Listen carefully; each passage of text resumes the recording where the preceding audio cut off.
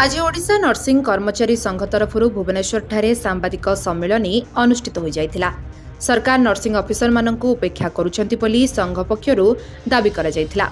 जदियो राज्य सरकार को संघ तरफ बारंबार दाबी उपस्थापन करा जाउछि, किंतु न्याय्य दाबी गुड़िक बाबदरे सरकार कौनसी पुंखानुपुंख आलोचना न करी नर्सिंग अफिसर मानकु निराश करुछंती, जहा फଳରେ राज्यर हजार हजार नर्सिंग अफिसर माने उपयुक्त अधिकारु वंचित होउछंती।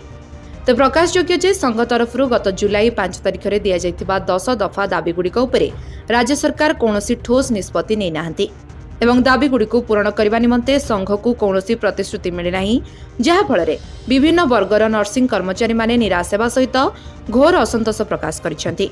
तेणु आसंता 14 तारिख राज्यर समस्त नर्सिंग अफिसर कला ब्याज परिधान करने सहित 21 तारिख रोगी सेवारे बाधा न दे आंदोलन करिवे बोली संघ तरफ निष्पत्ति निया जाइछि। एवं जदि राज्य सरकार दाबीगुड़िक उपरे कर्णपात करिवे नाही, तेबे आसंता 23 तारिख में भुवनेश्वर ठारे 10,000 नर्सिंग कर्मचारी माने जन समावेश करिवे बोली गत 4 तारिख में होइतिबा साधारण परिषदर निष्पत्ति होइछि एवं 27 तारिख अनिर्दिष्ट समय पई कार्य बंद आंदोलन करिवे बोली निष्पत्ति निया जाइछि।